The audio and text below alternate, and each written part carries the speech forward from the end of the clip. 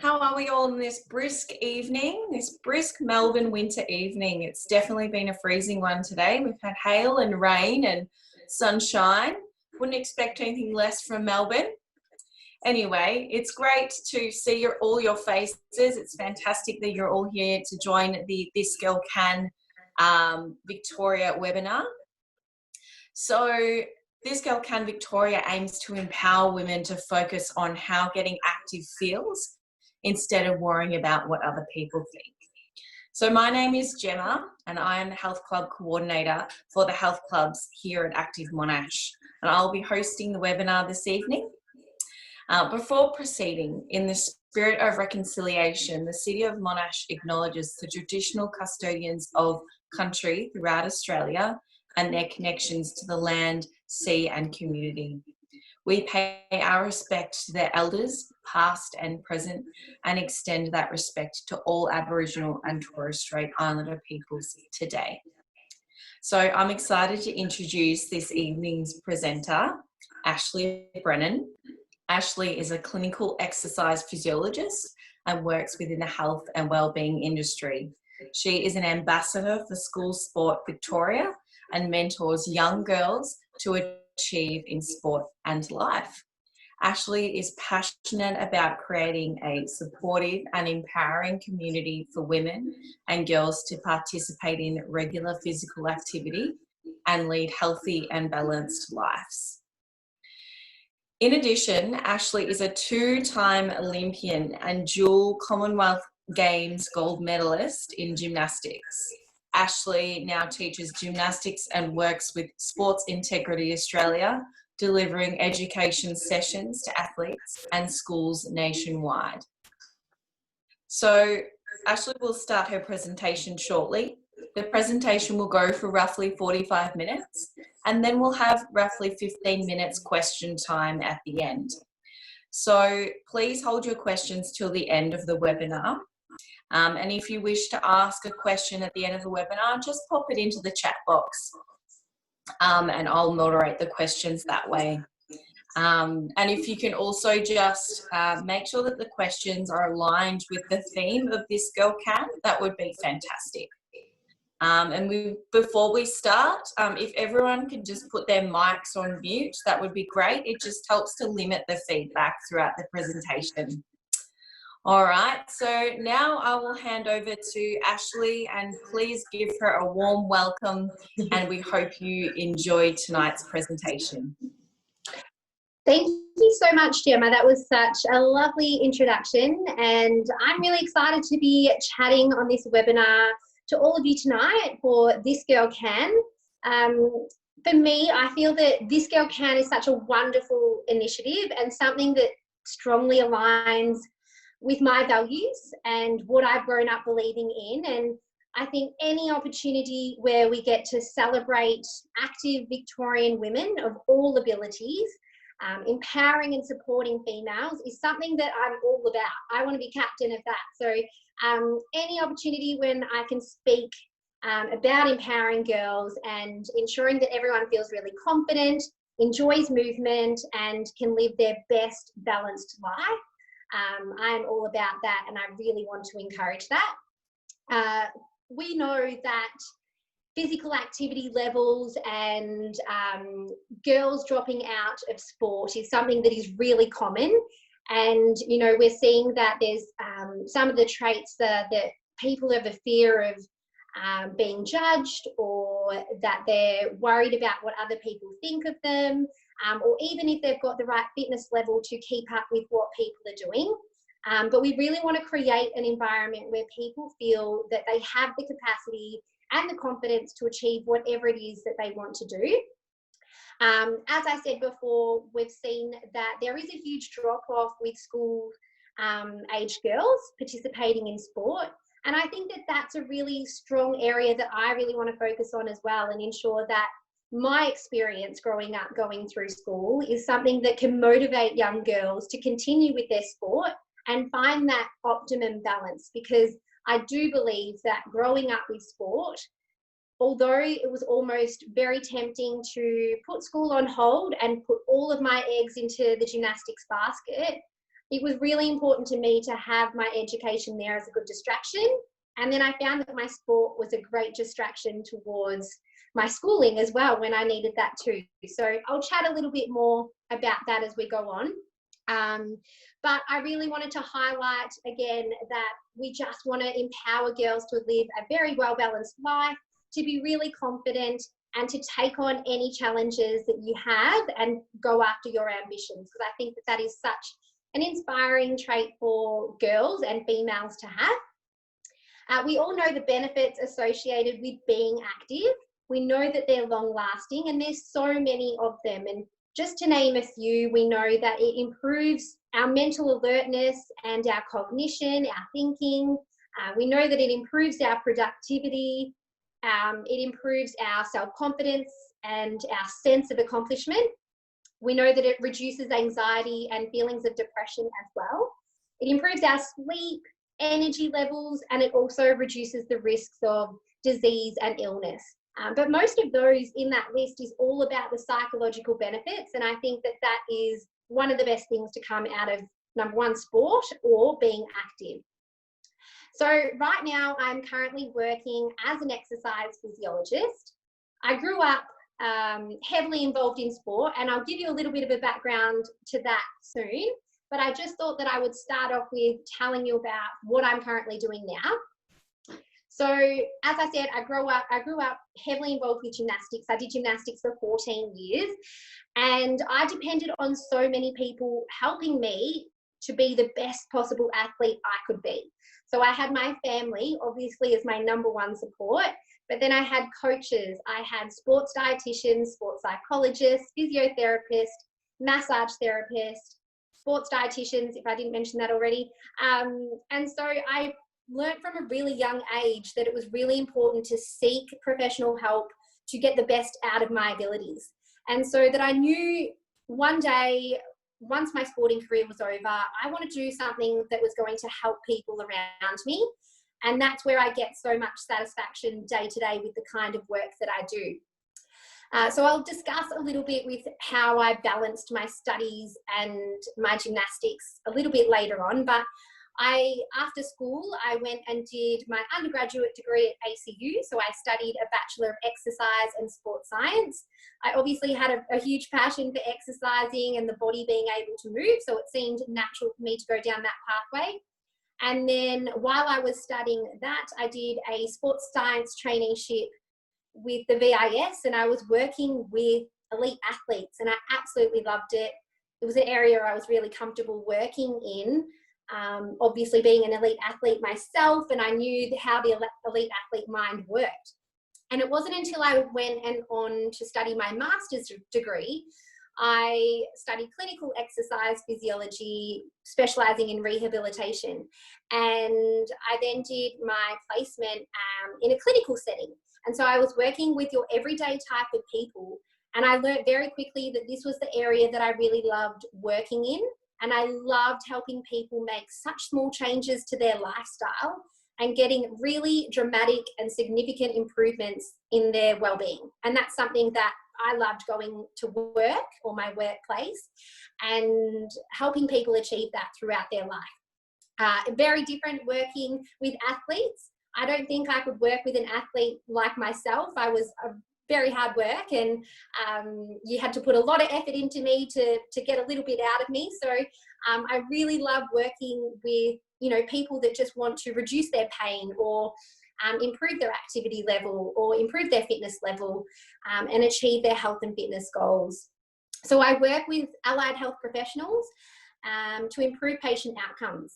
And so I work mainly on treating, managing and preventing a lot of different chronic conditions.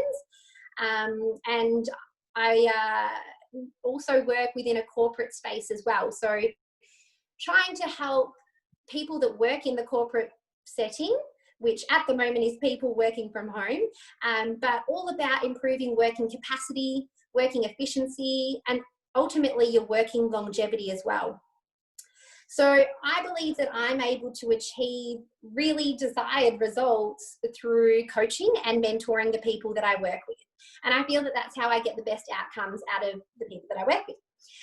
So apart from working as an exercise physiologist, I also teach gymnastics to school-aged kids. So I teach 4-year-olds all the way up to about 11-year-olds. And I love that age group because it's the time when kids are learning movement and they're exploring movement through gymnastic skills. And I think that gymnastics is one of the most foundation types of exercises, and every kid should give it a go. Even if it's not a sport that they're going to do forever, it's a great foundation and it can set them up, and the skills that they learn be very transferable into life and other sports that they're doing. As Gemma mentioned before, I'm an ambassador for School Sport Victoria and the Sports Excellence Scholarship Fund, and that's something that I'm really passionate about. I love getting out to schools and athletics carnivals and things like that, any opportunity that I can to really inspire and motivate kids to be the best possible versions of themselves and being really happy and proud of their results. I'm also a clean sport educator with Sport Integrity Australia. So that is an area that I really love working in as well. I go out to schools and chat with young athletes about anti-doping. We're also about to start talking about match fixing and child protection as well. So it's an area I'm really passionate about, and I love presenting to those types of people too. And I hope that my discussion today can really help motivate people, women especially, to be the best versions of themselves and to just go after your dreams and all of your health and your well-being goals. So I just thought that I would tell you a little bit about my sporting background. So I came from a very sporty family and I was always interested in sport. I remember coming home from school in prep with a poster of the 1996 Olympic Games, and I just so clearly remember this poster, and I remember thinking I want to go to the Olympics one day, and it was always in the back of my mind. I'd never really found a sport that I was good at. I'd tried dancing and calisthenics, and my brother would throw a ball at me and I would duck for cover because I just was hopeless at anything hand-eye coordination. I still am. I'm still terrible. I hope, no one would ever throw the basketballs behind me because I'd probably duck still. But gymnastics was something that came a lot more naturally to me. Handstands and cartwheels was my thing, and I just wanted to learn more. And so mum and dad thought it would be a really good opportunity for me to learn how to do all these things safely. And finally, I found something that I really loved. So I competed on my first national team at the age of 13.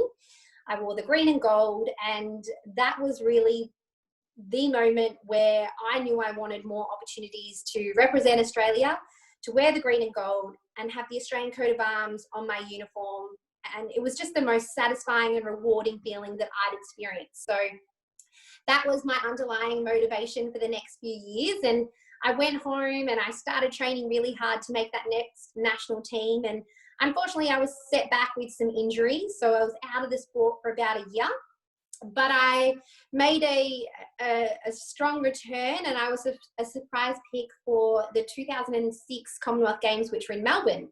I was 15 years old, and we won a team gold medal in front of a home crowd, and I won a silver medal on floor as well. So that was so special to be able to achieve that in front of my friends and my family and a jam-packed Rod Laver Arena in Melbourne, which was so special and something that I'll never forget. I was only 15, and I don't think I had any idea just how big it was. And it was probably a good thing that I was a little bit naive to it and didn't really understand, because I could just go out there and do my own thing. So I absolutely loved it. And it was only 2 years from that Commonwealth Games experience up until the Beijing Olympics. So that was always in the back of my mind, again, motivating me to take that next step. And I think that just shows that, you can have an experience, it drives you, and it gives you so much passion to just keep working for that next goal. And so that's something that, each time I found that I'd reach a milestone, I'd celebrate it, and then I'd move on to what my next goal was. And for me, Beijing was absolutely the pinnacle of what I wanted to achieve.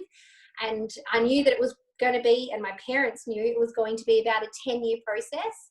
And so when I was selected for that team, it was the most incredible experience of my life.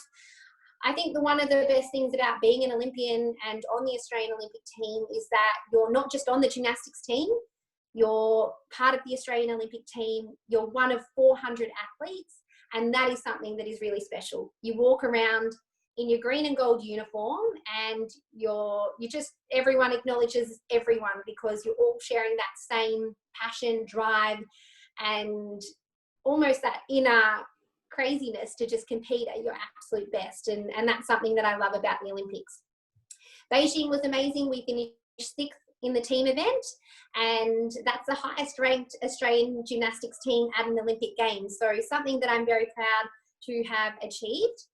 I was 17 at the Olympics, and I remember telling my parents immediately after I finished that I decided to retire. I was 17, I'd done absolutely everything I thought I wanted to do. And I remember how they looked at me. They thought I was so silly and there was still so much that I could achieve in the sport. But they let me do whatever I thought I needed to do. I wanted to finish off year 12. So I was 17 and I still had one more year of school left. So I split year 11 and 12 up over 3 years so that I could do the best that I could, considering I wasn't at school very much. And the thing that I found really challenging when I retired from the sport at 17 was that I didn't know how to exercise apart from going to gymnastics and doing gymnastics training. And so that was something that took me a very long time to learn to enjoy and love exercising in a different way. Also, my body changed so much. So I went from this really young gymnast body, I went through puberty, my body changed so much, and as it needed to as well. And then I decided to make a comeback. And I just realized that I missed the sport. Gymnastics was my identity, and I knew that I had more that I could contribute to the sport as well and get out of myself too. So I went back to the gym. I was about 7 kilos heavier.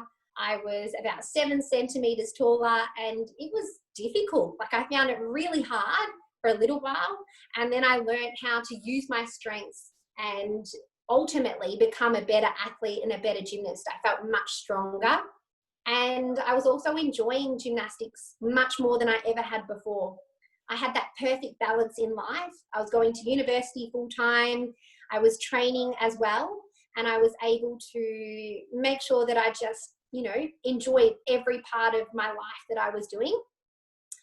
And we went to the Delhi Commonwealth Games in 2010. And then I was selected for the London Olympic Games in 2012. I was essentially a grandma of the team in 2012. I was 21 years old.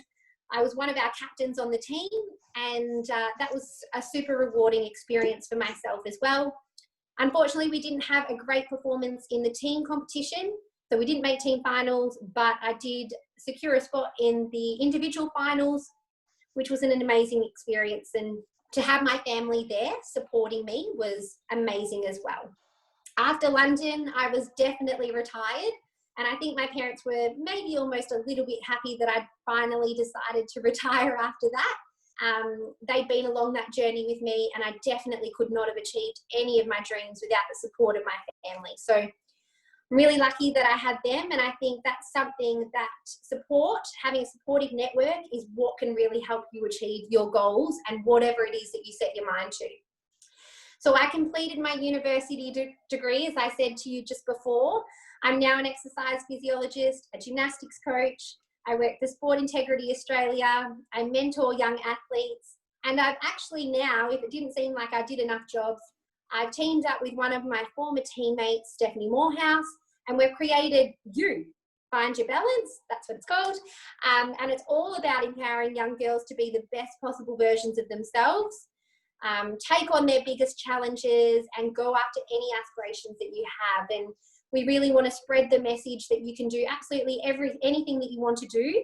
It's just so important that you make sure that you have a really supportive network around you, a well-balanced life, and you have fun and enjoy everything that you're setting your mind to. So I think that gymnastics taught me so much at a really young age, and I love sharing my knowledge to help motivate people to become the best possible versions of themselves, as well as overcoming any barriers that may be between them and achieving their goals. All right, so that's a little bit about me. I hope that that sparked some questions that you might like to ask at the end of the session. But what I wanted to talk to you now about was the skills that I learnt as an Olympian and how I feel that they've helped me during this world pandemic. It's a very unusual time for us at the moment. And I think that we learn a lot about ourselves in these challenging times.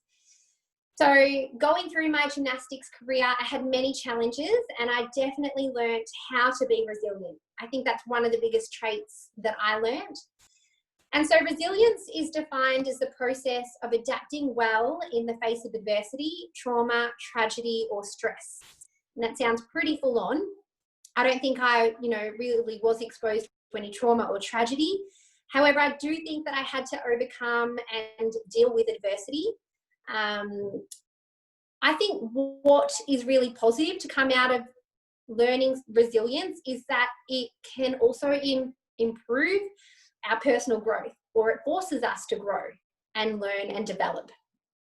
So throughout my gymnastics career, I think some of the undesirable or the less than ideal situations that I faced was that I had a career-ending injury at the age of 13.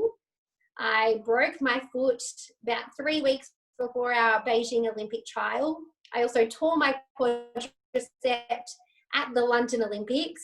I maybe didn't cope very well with some coaching styles that maybe impacted my performance in some times at my competitions. But I think all of those things, I always had to come back to my goals. What was my underlying motivation? And how was I going to achieve that next goal? How was I going to be able to overcome all of these little setbacks to get to where I wanted to get to next? And I think that goal setting and using your motivation is that number one thing. So in terms of preparing for the Olympic Games, I knew exactly what I was preparing for. And that is how it is very different to 2020 and the COVID-19 pandemic. But I do feel that the strategies I learned as a gymnast are what are in the forefront of my mind now, helping me cope during this weird and uncertain time. So I have 4 things that I want to run through with you. Number 1 is being able to stay calm under pressure. As a gymnast, I learned that when the pressure was turned up, I had to trust all of my hard work, my training and my preparation, and know that absolutely everything that I had done was going to pay off, and I just needed to trust that. And I think that that really prepared me for any curveball that was thrown my way. I could perform at my absolute best, given the preparation that I'd had. And I think that that's very relevant for anyone right now, whether you're a young athlete at home, unable to go to your sport, and you're having to be really creative with what you do at home. You could be homeschooling your children. Your workload may have dropped off, and that could be really stressful in a family environment. You might not be able to get to your gym or swimming pool, and that can be so difficult as well when that is your outlet and the way, or something that makes you feel really good. So these challenging times are also very uncertain. And when there's uncertainty, this causes an increase in stress. And so increases in stress increases cortisol in our body. That increase in cortisol has many undesirable impacts on our body, including increases in pain, inflammation, your weight may fluctuate. There's lots of things that it can impact. And so my advice to you in these uncertain times is to stay calm, go slowly, and reset your goals, reset what you want to do, and just take it day by day, okay? Because that's all we've got right now. We kind of have to keep going. We just have to keep pushing through. Number 2, being adaptable, okay? So I think that as a country, but especially any Victorians that are on this webinar tonight, we've had to become very adaptable very quickly in this current climate. And so for me as a gymnast, I found that I was constantly overcoming injuries, might have been overcoming jet lag, fatigue, poor motivation. I was trying to balance school as well. And, I may have missed out on selection with my gymnastics as well. So there was lots of things that came up for me, and I had to be adaptable, and I had to be adaptable quickly. And so I feel that as Victorians, as Australians, that's what we're having to do now. We're changing things up very quickly, and we've shown that we're able to do it, and we've been able to do it really quite efficiently. So I think that's something pretty awesome. And so right now we're having to find ways to reduce feeling isolated or maintain our activity levels.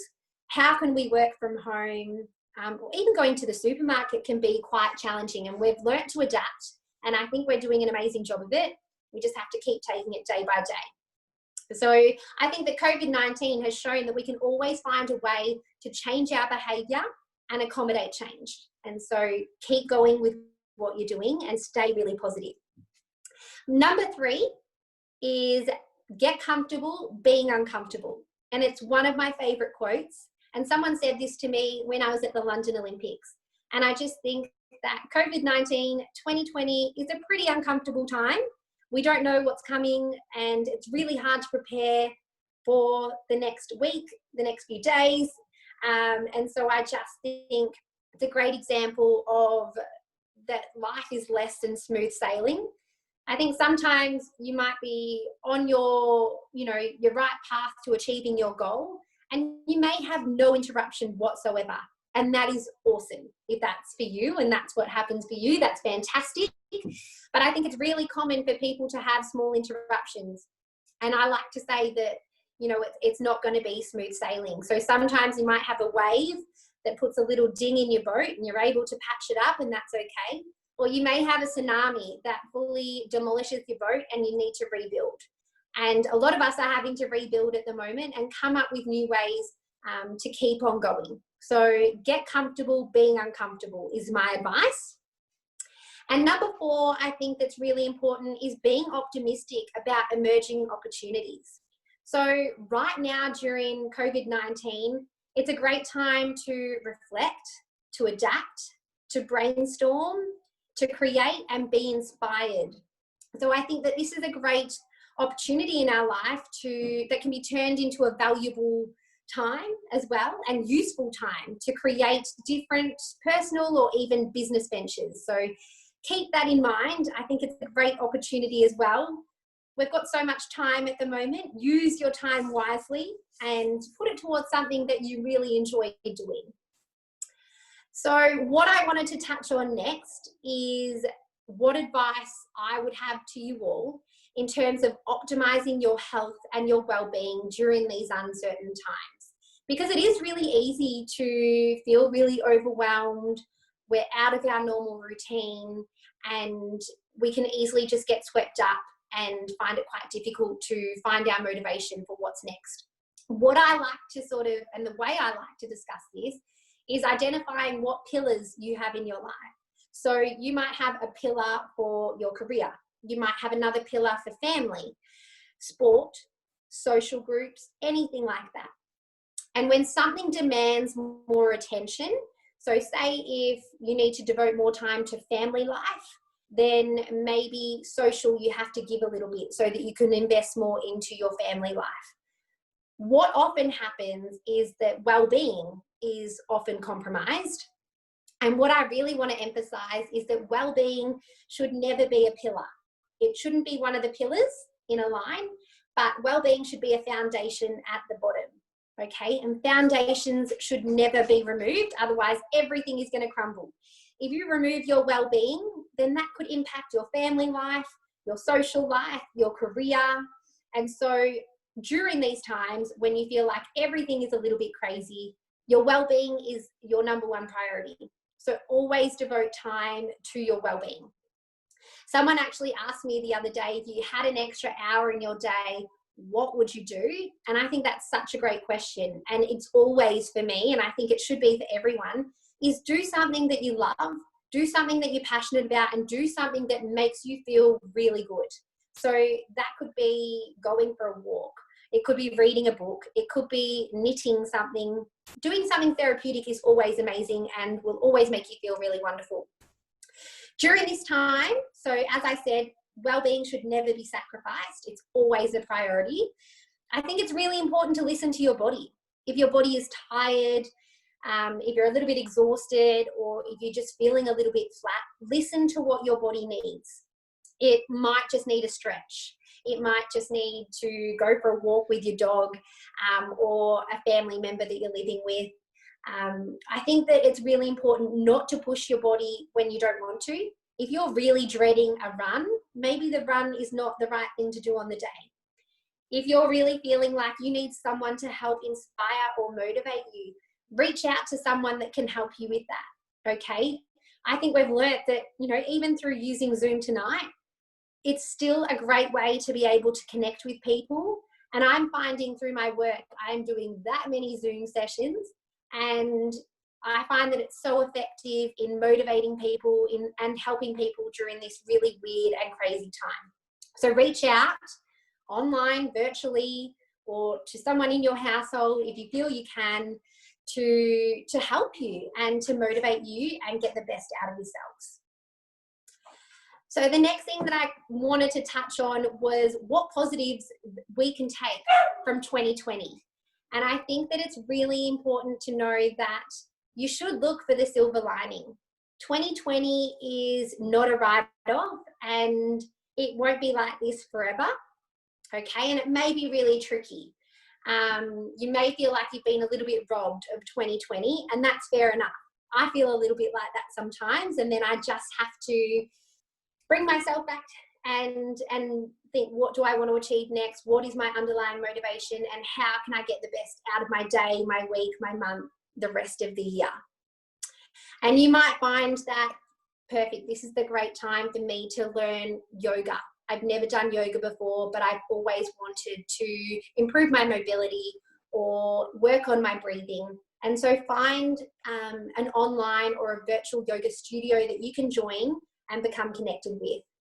It might be a great time for you to do some online study. I've decided to do some more online study to make sure that I'm all up to date with my professional development as well. And I just feel like this is a great time for me to do it. I'm home more often and I can fit that in. It's a great time for you to spend more time with your pet. I hope that you haven't been able to hear my new puppy barking at the door, but I've been able to spend more time with her, which has been really fun. So that is something positive to come out of this pandemic too. I think it's a really important time as well to appreciate your health that you have and also your family's health, because at the end of the day, that is the number one priority, is our health and our family's health. Has it sparked an opportunity or made you think of a new business venture, or has it connected you with someone that you never thought you'd connect with? So it could be something like that. Has it allowed you to get a full night's sleep? Are you less stressed? Is this slowing down a great sign that maybe you need to slow down more in the future? So I think my number one thing for you all is just to remember that it's not going to be this way forever. When you feel like life is dragging you back with great difficulties, just remember it's going to launch you into something amazing. So stay focused and keep aiming, because I promise that, you know, it's just going to set us up for something really amazing.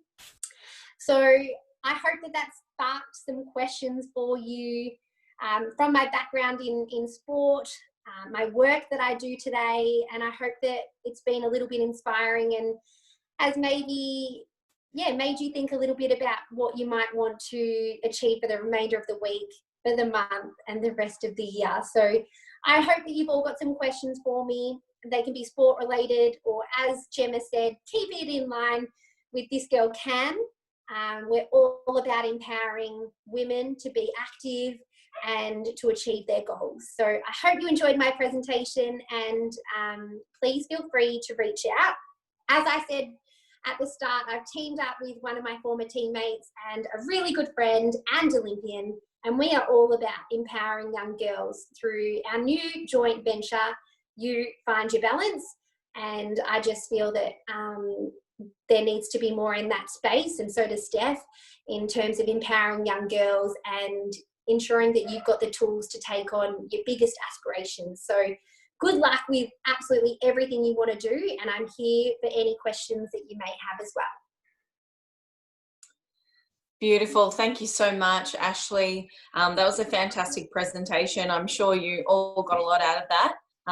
Now, we did have quite a few pre-submitted questions, and then I will read through the chat as well.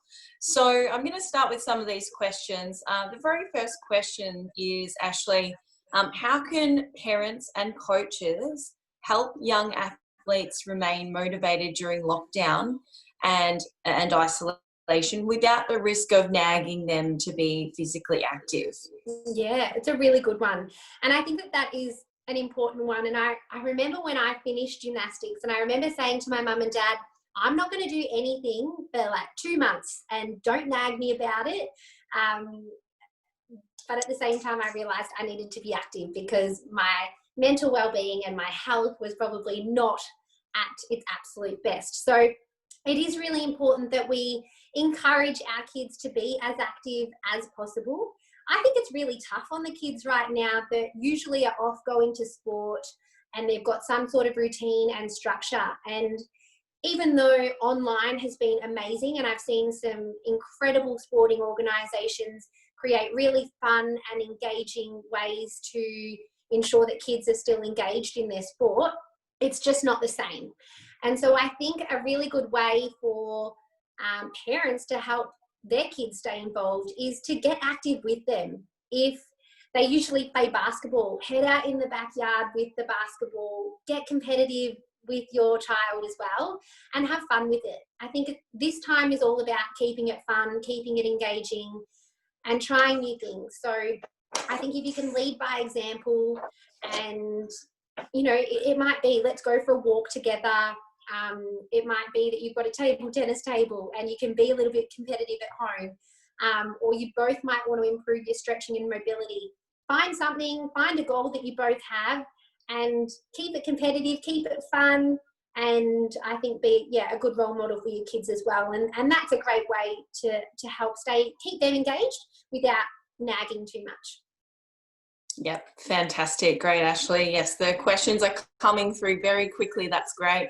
So we've got another pre-submitted question.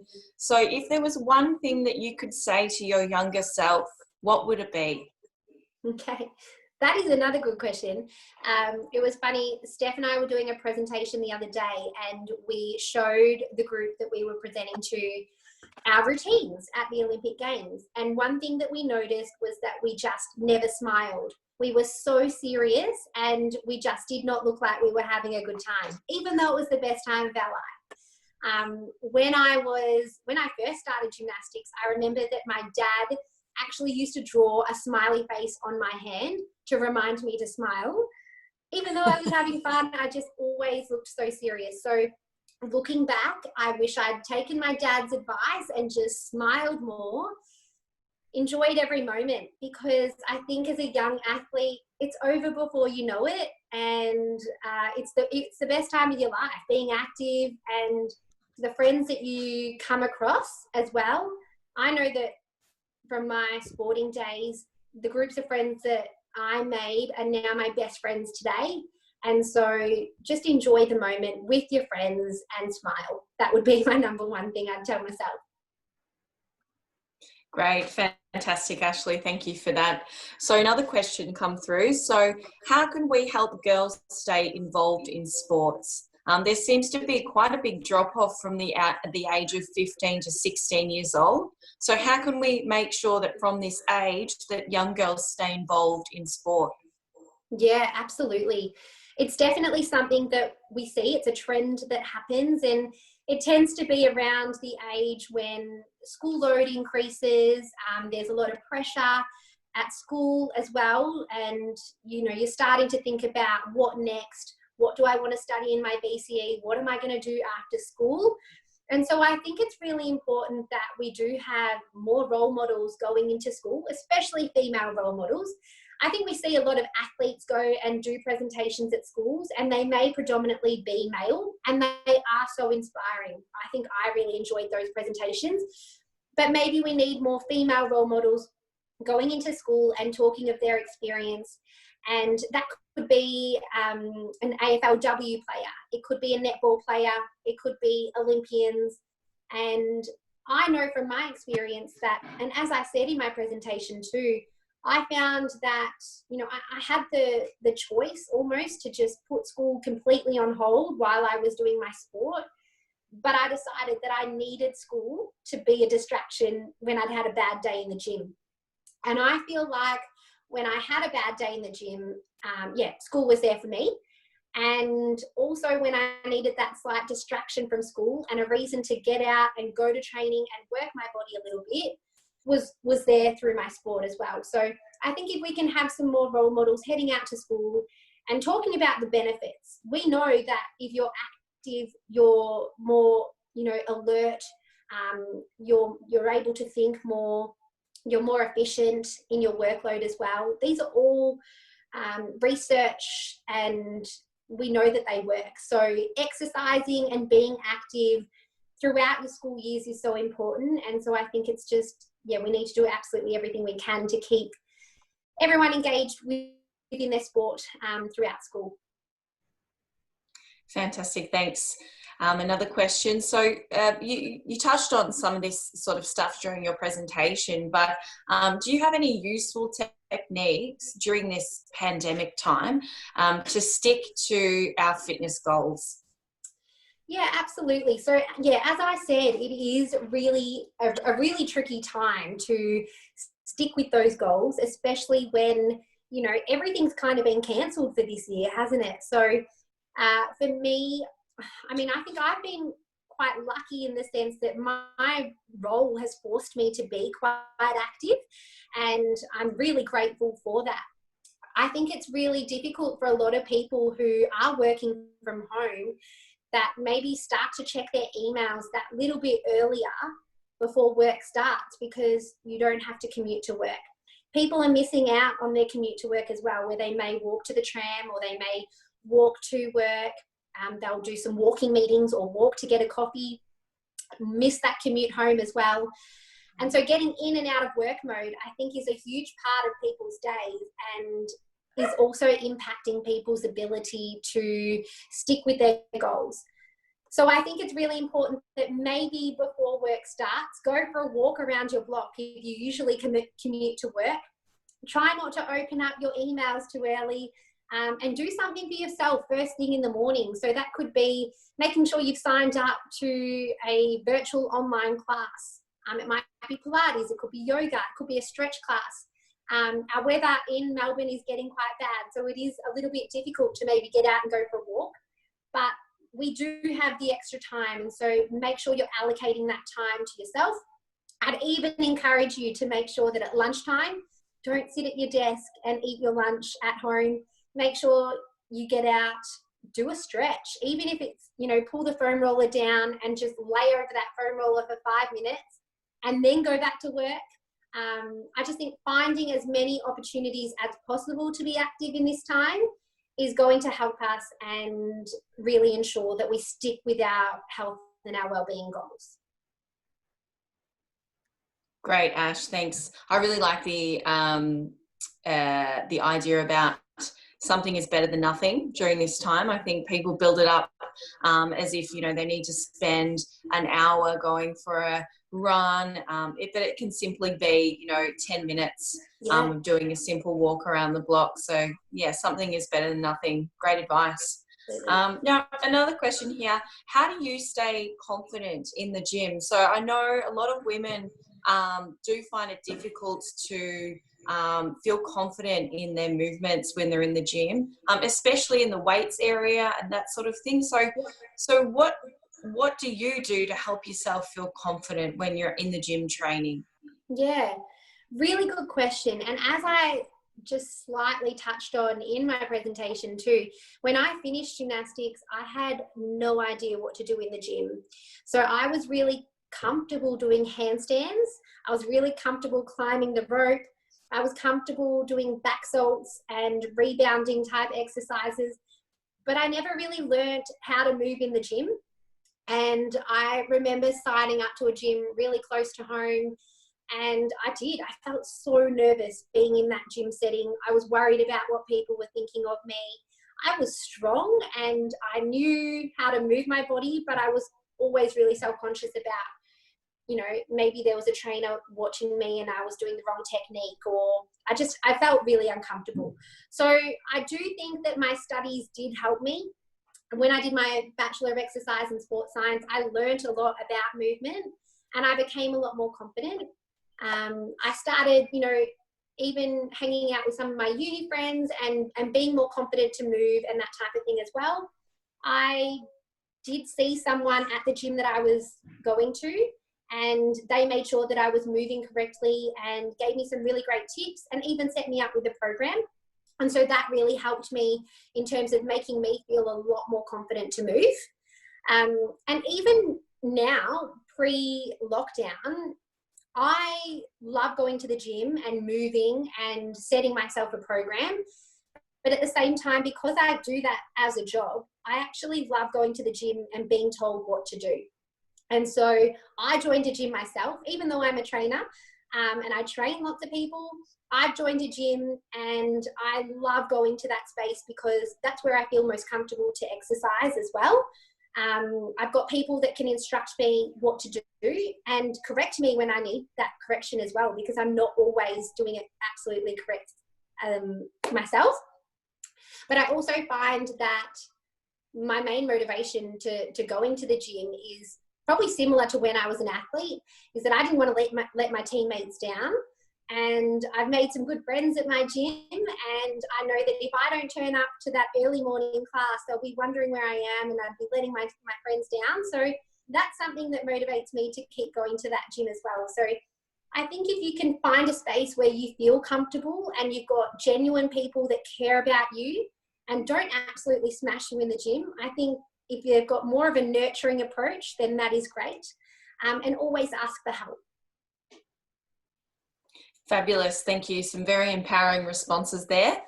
Another question, quite similar to the question before, but do you have any suggestions on how to help young women feel more confident with their body image when playing sport? Yeah, absolutely. So I think that is probably one of, you know, the trickiest things with being a young girl and playing sport. I know that for myself, as I said, I retired from gymnastics at the age of 17 and I went back 7 months later. I'd put on 7 kilos. I was a lot taller. I was expected to wear a leotard. And, you know, it might be the same for someone that's a swimmer or someone that has to wear something that, you know, maybe you don't feel that comfortable in. And I think I worked really closely with, you know, I had really supportive coaches. I had a really supportive family as well that wanted to help me, you know, achieve my health and my wellness goals. And I soon learned that my body was pretty impressive with what it could do. I was able to do some amazing things with my body and how strong it was. And I think it's important to celebrate our bodies and what they can do and to be proud of it as well, I think. So I think body image is a huge issue that, you know, girls are dealing with. And that's why there is a big drop off in sport too. And I think, yeah, we definitely need to emphasize that our bodies are amazing. We can do some incredible things with our bodies, and it's worth celebrating and pushing your bodies to enjoy that kind of movement as well. So that would be my main advice around body image. Great, thank you. Did you or do you ever have any doubts about your ability as a gymnast? So if so, what were they and how did you overcome them? Yeah, absolutely. So I think, you know, growing up, I put a lot of pressure on myself to, you know, compete at my best and to make sure I was really, really prepared for particular competitions. I remember not being selected for a team, and I was so devastated that I wasn't good enough to be on that team. And it was really difficult for me at the time. I thought, you know, what am I going to do next? That was my goal. That was my next stepping stone. And I learned from a very young age that you're not always going to reach that goal. And it's important to be able to adapt like we are right now. And it's important to be able to readjust, reset, and yeah, set some new goals. So there's definitely times when I doubted what I was able to do. in gymnastics. And then it always comes down to your motivation. What is your underlying motivation? And as I said before, it was always that poster that I brought home from prep. I don't know how I remember this as a 5-year-old, but I remember taking home this poster, and it's something that stayed in my mind. I wanted to be an Olympian, and it wasn't going to be an easy road, and I knew that I had to invest a lot into that to become the best possible gymnast I could be. When I started gymnastics, I remember watching the girls preparing for the 2000 Olympic Games, and I saw how hard they were working, and it wasn't always easy. And I think that throughout all of my training sessions, on all of those really hard days, and there was more bad days than there was good days, that was in the back of my head, that, you know, you're going to have to push through those really hard days. And if you can do it on a hard day, imagine how great it feels on a good day. So that was always in the back of my mind as well. And I think what motivated me to overcome some of that self-doubt. Yeah, fantastic. Thanks, Ashley. Now I'm just going to jump over to the chat and look at some of the questions that have been popped in there. So there's been quite a few, which is great because we've still got about 8 minutes roughly left. All right. So we've got a question. How do you stay confident during tough times? It's probably quite similar to the question you just answered, but have you got anything else to add there? Yeah, I think, very similar to what I just said in terms of making sure that you always come down to your goals. I think goal setting is number one. And what I learned was that I did a lot of goal setting as a young athlete. And when I retired from gymnastics at 21, I never wanted to set goals again, which seemed really silly. And someone asked me what my life goals were. And I looked at them and I was like, I'm done with goal setting. I've done a lot of it. I just want to be happy and enjoy life.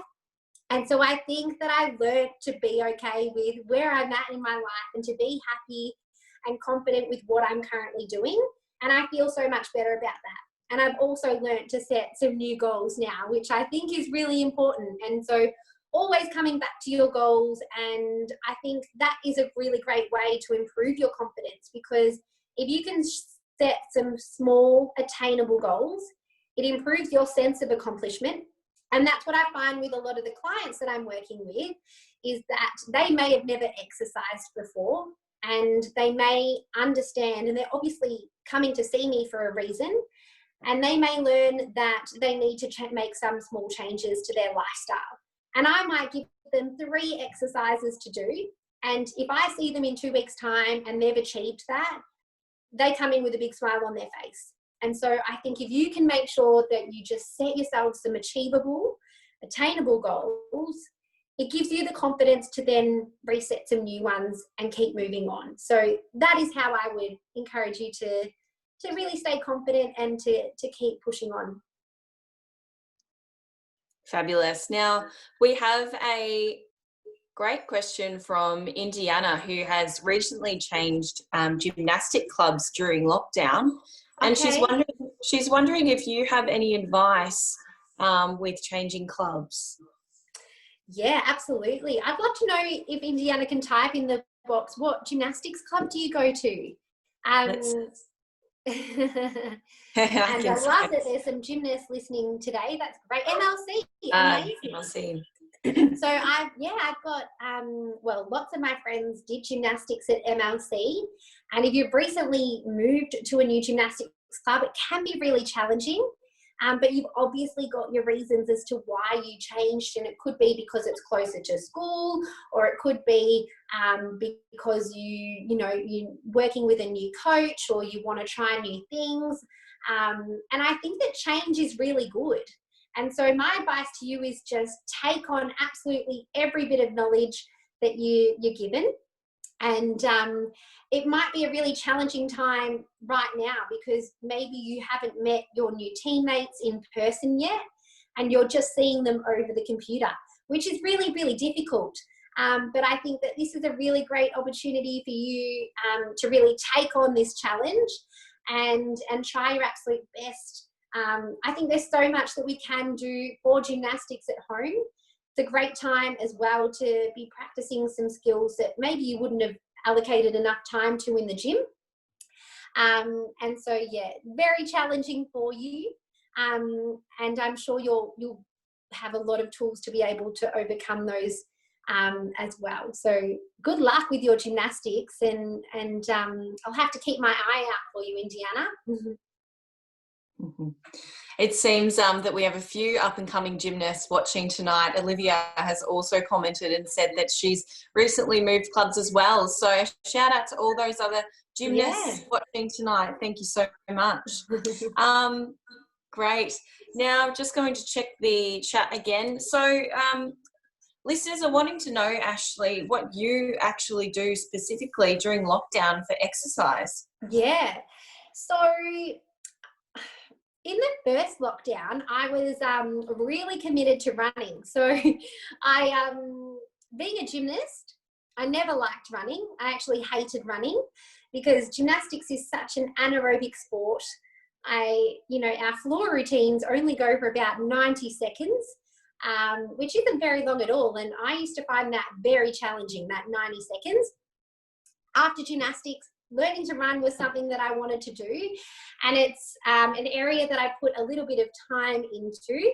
It took me a very long time though. And I've finally worked up to being able to run an okay distance in an okay time. And so in the first lockdown, I really enjoyed being able to meet a friend and go for a run, because there really wasn't many other opportunities to catch up with friends. But I loved being able to meet my friend and go for a run, and it was a great time. We probably didn't run very fast because we were too busy trying to talk and catch up on everything. But I have enjoyed running. Recently, though, I got a puppy, and so I haven't been running that much, but I've been doing a lot more walking.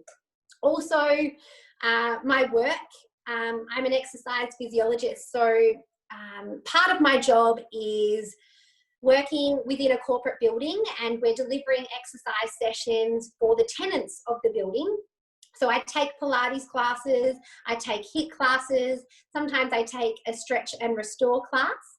And so that is pretty much 30 minutes over a foam roller, which is probably one of my favorite ones to do. And so that I'm finding that I've had plenty of opportunities to exercise throughout this time as well, being in lockdown. And I think it's a bit of a blessing in disguise, because usually I'm just telling people what to do and I don't get to exercise very much at all. But since being in lockdown and since everything is over Zoom now, I'm having to demonstrate a lot of the exercises, and I'm really enjoying that. I think if I wasn't able to exercise as much as I am during this time, maybe I would have gone a bit crazy. So I think this has worked, really well for me, and I'm enjoying it at the moment. Great, Ash. Now we have time for one final question. And that question is, what advice do you give your general clients to keep fit and active during this time? Yeah, absolutely. So I think, as we were sort of saying before, is to just find any opportunity to be active. We're constantly, especially in Victoria, all the rules are changing. I really like to encourage my clients to do things that they actually enjoy. Exercise shouldn't be a chore at all. So you should do something that makes you feel really good and something that you look forward to doing. Before lockdown, that may have been playing golf and enjoying the walk as you play golf. It might be playing tennis, going for a run. It could be some stretches. So my advice changes from client to client, but I really emphasize that let's try and do something that you find really enjoyable. Sometimes when I've got some sessions that are just one-on-one sessions with my clients over Zoom, a lot of it is having a good chat and just keeping that human connection there. A lot of people aren't able to have much connection with anyone anymore since being in lockdown. And so I think that a lot of people are actually seeing me over Zoom to keep that connection and to talk about what they're doing throughout their week. And that's one of the best things about exercising, is talking to someone while you exercise and being a little bit distracted by what you're doing. I enjoy that, and I know that some of my clients like that as well, having a little bit of banter throughout your sessions and keeping it fun and engaging. So do something you enjoy, reach out to someone if you feel you need any assistance with your exercise as well, or if you can do it with a friend, even better. Thanks, Ashley. Your presentation was fantastic tonight. I'm sure you've all received a wealth of information that you can either apply to your current life at the moment or pass on to people around you. So thank you so much, Ash. That was great. Thank you so much for having me involved. As I said, this is something I am super passionate about being a part of and encouraging. So good luck with everything. And yeah, I'm really appreciative that you've asked me to be a part of it.